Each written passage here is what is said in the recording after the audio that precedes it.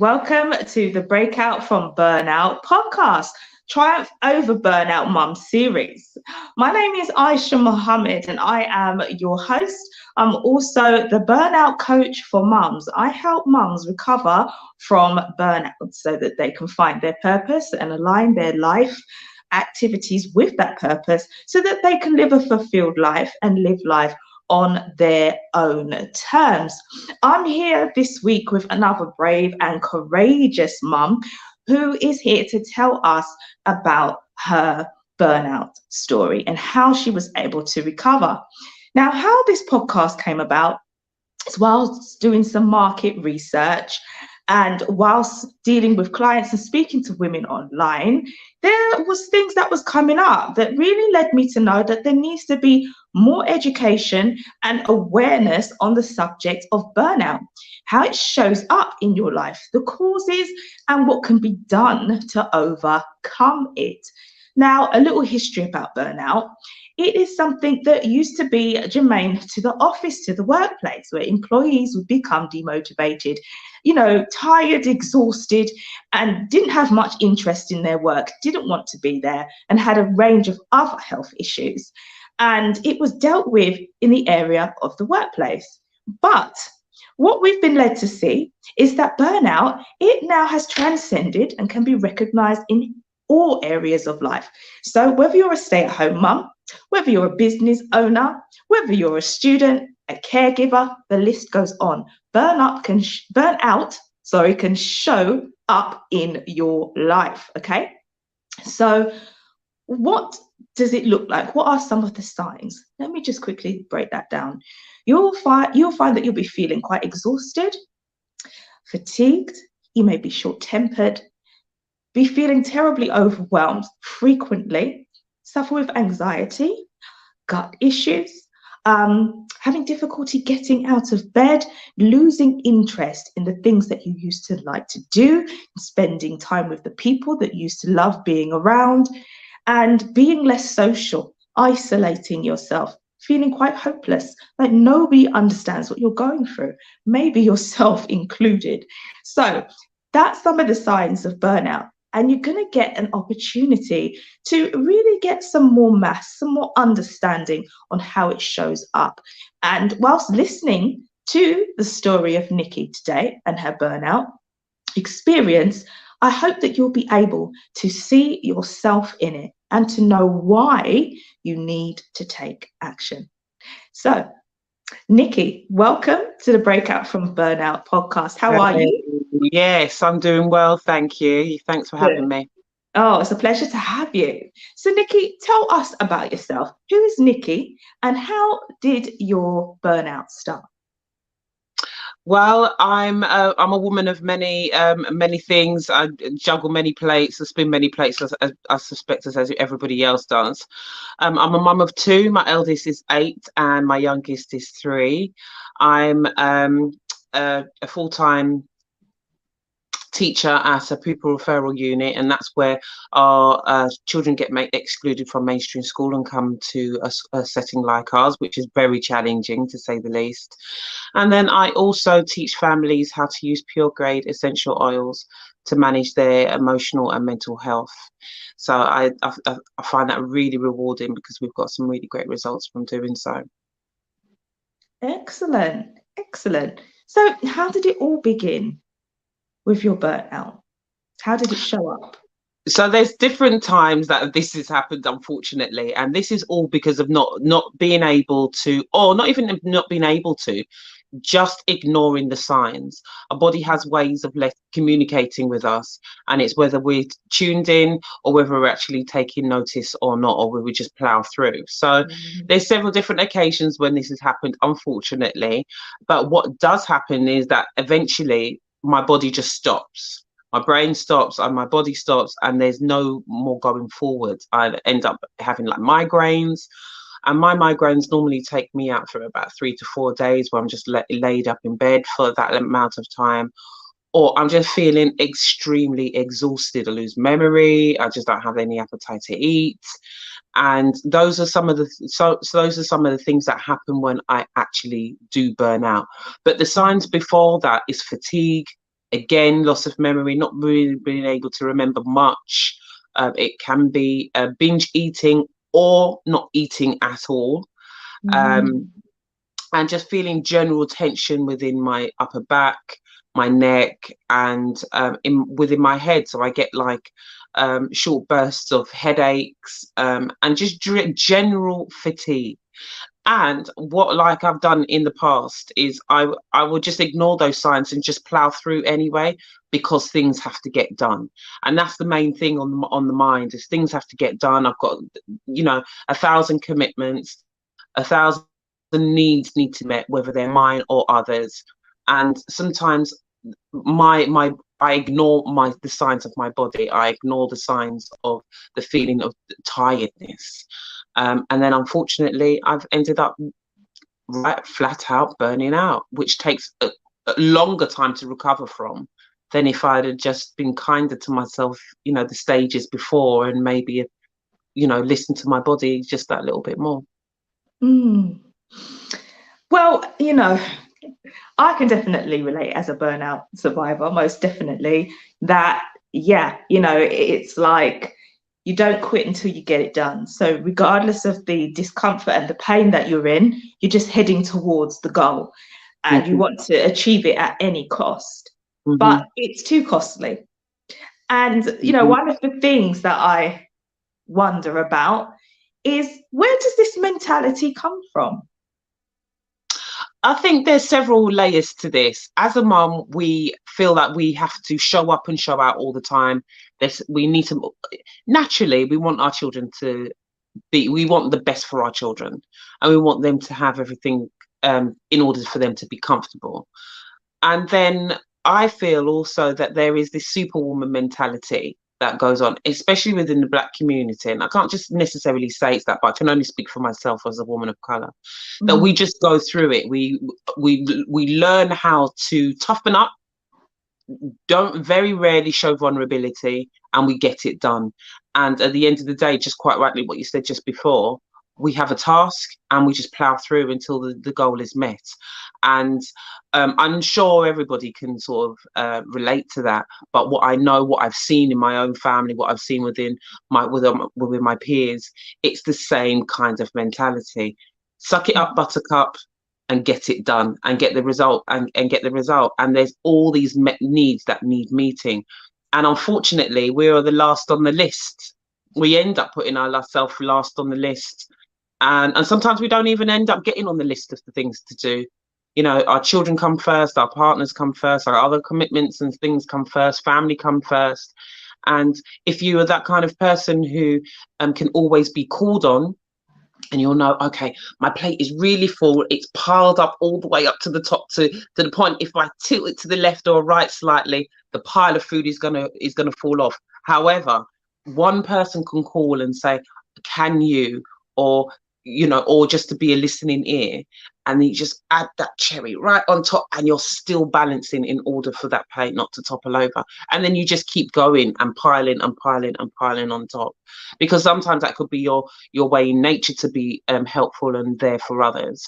And again, it could be not, I wouldn't say necessarily over ambitious, but you like to see results and you want the results to be met, in whether it's with your family, whether it's within, you know, within your own personal goals.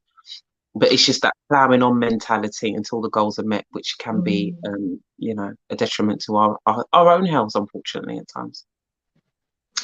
Nicely put. And there was a lot there in what you just shared, and I can so relate. I mean, there are certain standards as women, and I think in particularly in, you know, with Black women, that we want to reach. Black excellence, for instance, you know, that is something that we want to attain, and that our parents would have pushed us to attain because they understand the terrain that we're living in, and they want the best for us, and they want us to do better maybe than what they did. So you've got that element.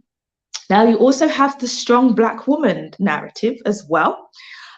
You know, I think strong woman in general, but strong Black woman, you know, specifically, whereby we are supposed to be strong and wear that with a badge of honor.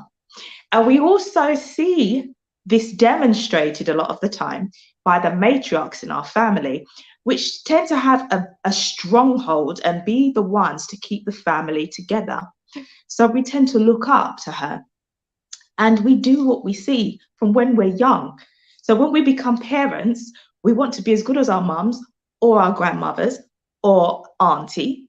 And we may have seen them work several jobs whilst raising multiple children, you know, while studying and all these things. And then we do it as well. Now, what we don't understand, or maybe do, is that these matriarchs suffered. Many gave up their dreams in order to raise their children. Many ended up with ill health. Like, we as Black women are the highest in statistics when it comes to things like obesity, when it comes to things like hypertension, heart attack, and, you know, the lifestyle, the burnout is very much a part of that. And then you also have other coping mechanisms like substance misuse, you know, drinking a little too much, smoking a little too much, and everything else, promiscuous behavior, you know, these things come into play in order to cope.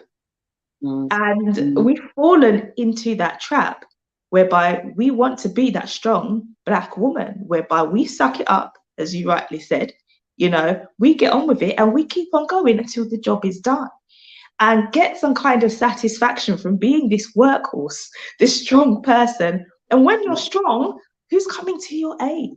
You know, it almost goes against our nature, because women are, you know, by nature nurturers, but we're also quite, you know, soft and genteel. We're not necessarily made, although we are very capable, we prove it all the time, to bear a heavy load. But we fall into that trap and end up being burnt out. And we teach this to the younger generation. And this is why this podcast is a part of a work that is actually life-saving, because some of the things that we suffer from, I've heard of people needing blood transfusions, people ending up on medication for their mental health when they just can't cope anymore. And it's really very destructive. So the more aware we are of the signs of it, and the need to really just have a lifestyle where we honor ourselves and we make space for ourselves to just be, to get rest, you know, and to tend to ourselves. Once we make that a lifestyle, we'll be able to, avoid the pitfall of burnout, this very real thing that so many of us are suffering from as we speak. Right. Yeah, exactly that. And the list of things that you've said before, I've either experienced myself, or I've definitely seen in others. I've definitely seen, other women who have also experienced the many list of things that you said just before. Mm-hmm. Yeah, it's important that we recognize indeed. So all of those who are watching and listening, share this podcast, because it's a part of a body of life-saving work. We cannot continue like this. I'm sure we're cutting our lifespan in doing it, because, it's not good to just be in survival mode. It's not good. No, definitely not. I mean, we laugh about it. We can giggle about it now because I guess we're not at the stage. But what also tends to happen is that we may not necessarily to show the physical stress at times. Yes, we may look tired, much as I do now, or we may feel a little bit fatigued. But it's the internal stress. It's the internal burnout. The stress that our heart goes under, the stress that our our other internal organs such as our liver goes through as well, through the stress and through the things that we're consuming, whether we're drinkers or whether we're just binge eating or not eating or having a balanced diet at all. It's the internal stress that ends up, which causes the most damage. I mean, mine, for instance, is my brain. Just stops working. It just says enough is enough. I don't want to think anymore. I don't want to do anything anymore. I just need to sleep, and that's it. And by not listening to my body in the first instance, then results into things like migraine. And not many people have, experience migraines, but those who have will understand what I mean. It can literally have you bedbound for days. And I've never been a person of headaches or anything like that when I was younger. Unfortunately, as when I've had children is when I've experienced more of migraines, having migraines, and the extent and the days that it takes me to actually recover from them. It is really debilitating. And before, when people would explain to me about migraines, it would just go up and over my head because it was something that I'd never experienced until I was bedbound, for the first 4 days. And I was like, wow, this is real. This is like, and it's not nice. It really isn't, because in your mind as well as whilst you're going through that feeling of, being bedbound, you're also thinking about all the other things that you still have yet to do, all the other deadlines that you still have yet to do, but your body is just saying, no, it's not going to happen. It's not going to happen at all. You should have listened to me in the first place, kind of thing, So it's a lesson that we learn, but it's a lesson that we have to learn. I had a really good conversation with 2 friends over the weekend, but it's been a build up of getting small messages here and there, because again, you can fall into that trap of ploughing on and getting on with it and getting on and meeting your tasks, and and you can end up getting back into the habit. I mean, self-care is a word that that it's been sort of floating around for the last 2 years, and I think it's a little bit underrated. But if it's like a muscle that you have to work on in order to strengthen. It's not just something that you say and then say, just sort of you kind of do it. It is literally something that you have to work on and do it consistently. And I mean, I've had friends, like I said, over the weekend who have been planting small seeds within my consciousness to say, Nick, you need to kind of, slow down and remember to take time out for yourself. And again, like I said, if you don't work on that muscle on your own, there are signs and people around you who will recognize that you're again falling into the same traps of what you've done before. And I can only but sort of be grateful to my friends who have said, take that superwoman cape off and give yourself a moment, give yourself some grace, and don't be so hard on yourself. Give yourself a minute and then continue with whatever it is that you have to do. But it's also being able to recognize that in yourself at times where we don't necessarily have the time to talk to friends and family, to give you that small little reminder that you need to, take some time out for yourself. That's why a support network is so, so, so important when it comes Mm-hmm. to burnout recovery. It is something that helped me, in just being able to, do things for me, having those around who could watch children for a little bit while I'd run around, the park and stuff, it really does help. Self-care doesn't have to be half a day or a day out going to a spa and having a facial. It can be little small things, just like giving yourself 10 minutes of silence and just breathing, And sometimes that's all it can take, just to reset. Somebody also said to me about a year ago, having self-care pit stops. And I was like, oh, yes, I love that. Because it was throughout our day. Sometimes we don't. And it's unfortunate because to say that we can't give ourselves an hour a day, but they could be broken up in small chunks, like 10 minutes, 15 minutes throughout your day, which then accumulates to your hour. It's sad that we can say that we can't give ourselves an hour out of the 24 that we have a day. But we have to remind ourselves that we do need to take some of that time back and draw it back and actually use it for ourselves instead of giving all our time out to everybody else. And it sounds selfish, especially when you've got so many commitments and you've got a family that you need to take care of. But it is so true to say that you can't give anything to anybody else until you sort of giving yourself first. And that's a real task to get your mind around, especially if you have an issue with feeling selfish. Taking time out for yourself is selfish, but it really isn't. And it takes a little bit of time for people to, even for me, it took a little bit of time to actually get my head around that feeling of guilt when, spending a little bit too long in the bathroom when I know my children want a little bit of mummy time. Yeah, we do suffer with mum guilt and shame. And this idea that it is selfish to give yourself time, but that's where mindset comes in, and it really is to question where does these ideas come from when it comes to motherhood and what a good mum is and how we should do what we do. It's all this messaging. But one of the things that's really freeing in our growth and development as mums is when you can look at that and say, well, no, what mum do I actually want to be?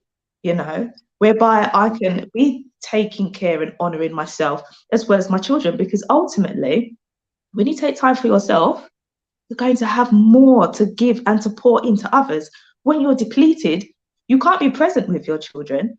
You don't have the energy to do the things that they require you to do. So it benefits everyone if you take care of yourself. But as I say, that burnout is a sign of deeper issues. There are reasons why, as women, we find it hard to put ourselves first, and we'll put everybody's needs before our own, to our own detriment. Why we can't say no without feeling bad. Why it is that we feel that we're being selfish if we want to take time to look after ourselves. This is a whole mindset, and it's ingrained in our culture. And we have to tear that down and redesign it so that it becomes natural for us to have self-care. It's not a fad, it's not the in thing topic, it's actually a way of life where you can see it working for you because you are nurturing yourself, putting yourself first. It's so deep, this burnout thing. It's unreal, and it unlocks the door to a lot of things that as women we need to work on. Things like self-esteem, things like self-identity, who you are. Because in a world where there's so many opinions and thoughts of what it is to be a woman, let alone what it is to be a mum, I think it's becoming confusing, So it's to be able to empower women to stand for themselves, to find their own voice, and to be connected to themselves, because a lot of women are disconnected. A lot of mums are disconnected. They're not present with themselves to really know how they're thinking and how they're feeling until something like burnout occurs, whereby they are forced to stop and take stock of what's going on in their life and how they need to show up in their life for themselves and chart a way forward so that they're not just existing, not just in struggle mode, but they're actually thriving and they're actually present and able to enjoy life, because we can have all of these ambitions and things that we want to achieve and be in the motion of doing them. But if there's no enjoyment, what's the point? Exactly. It's all in vain. Yeah, it will be all in vain. Yeah. Yeah. Well, that's why there's life coaches like myself out there that can help, women make the transition from being stuck in burnout to being free and living life on their own terms and really working on themselves so that they can show up in the world as the powerful being that they are. So, just take a pause is what I would say to every mum that's watching and who feels that they may be burnt out. Just take a pause, and give yourself that love that you need, that time and that space. And think about what the next move is for you to move your way out of burnout so that you can really be in touch with yourself, those that you love and care for, and live life, Yeah, agree. So, I think, sorry to cut you, I think burnout may look different in everybody. Like, you don't necessarily have to have the same experience as myself. And I think some people have it and then are still able to function. But again, it's being in tune with yourself in order to know that you're not necessarily at your best. And there are a few tweaks that you can make in order to show up for yourself first before you're able to then show up even more for your children. So, I think it does show up differently for everybody. But again, it's having to be able to tune in and knowing how to tune in, because some people just don't know, just don't know how to start and where to start. So, yeah, most definitely, just the small things, instead of it feeling like it's a big task to take on at one time, just to do it in small steps. Exactly. So apart from your self-care, what else did you do to find your way out of burnout? Well, there's a few things that I use, and other than having, like, obviously my friends and family around to sort of give me that nudge to say, Nick, it's time to slow down. I've decided to work more intuitively with myself. So taking that time out, like I said before, to actually pay attention to the signs and not ignoring them. And that is a big thing for me, especially because I know what the end result would be for me in particular, because that's how it shows up for me. If I ignore these signs, what will then it look like for my mental, emotional, and physical health? And again, wanting to show my children that this is not how we function. This is not what we do. Show up for yourself as well. Take time out, and that it is okay to show up for yourself before you end up bedbound because of, in my instance, because of migraine. So I've always got my oils around. And again, like I said before, I teach families how to use pure grade essential oils for their emotional and mental health development. But, sometimes what happens is that you have to be the walking billboard, in order for people to actually see that it works. And I am a real human. I'm, as though I spin many plates on helping others, whether it's in my career or my family, I am actually a human being also, who also doesn't always take their own advice. And again, that is a thing that I'm going to start doing a little bit more. So I use my oils, and I've always got them diffusing in a diffuser.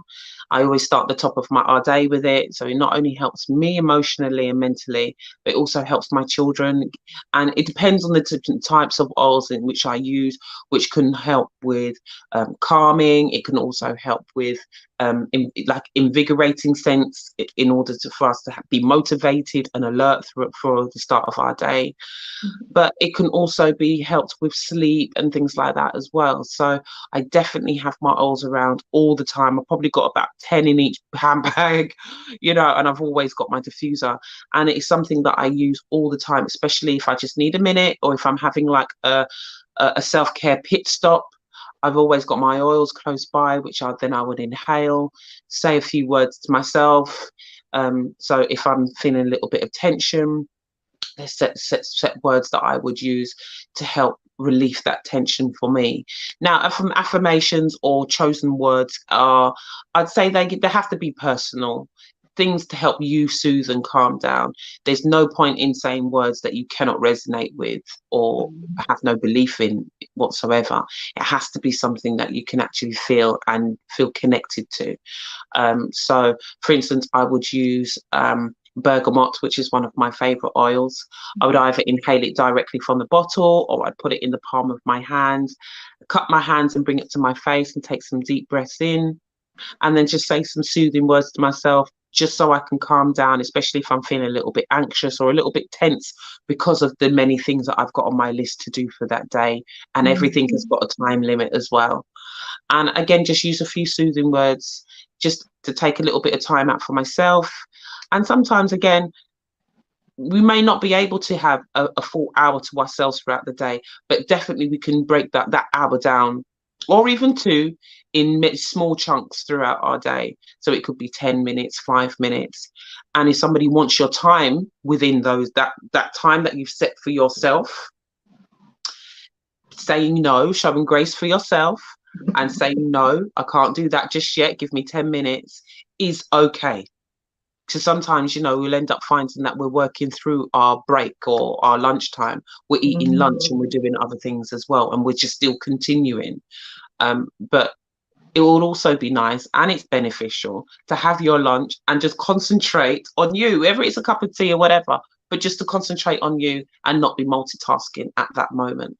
And we can forget to take 10 minutes out, small sections or small chunks throughout the day. So it would be good to actually take time out and put it in your calendar, or even set an alarm on your phone. 12 o'clock to 10 past 12, this is my time.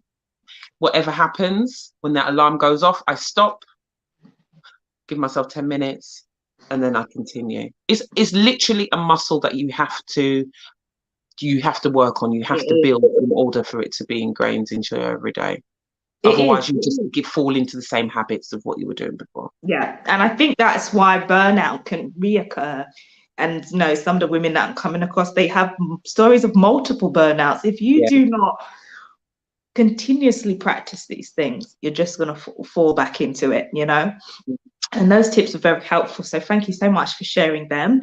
And how can our listening and our viewing audience contact you for, the business that you do with your essential oils? So you can find me at Elemental Gifts on Instagram, elemental__ gifts. And again, I help families, especially young children, because I work with teenagers and I have young children myself. I help families and teach them how to use essential oils, and the younger ones, in order for them to learn how to support their own emotional and mental health, especially all that's gone on in the last couple of years. And again, with stress and anxiety, which most of our young ones who are experiencing a lot more than what we may have done in our childhood, and obviously, prior to the last 2 years, that we've had. So it's more prevalent in our young people today. So you can find me at Elemental Gifts on Instagram, and Nicola Gordon at Elemental Gifts on Facebook. Excellent. I love essential oils. I put them in my diffuser and also in the shower.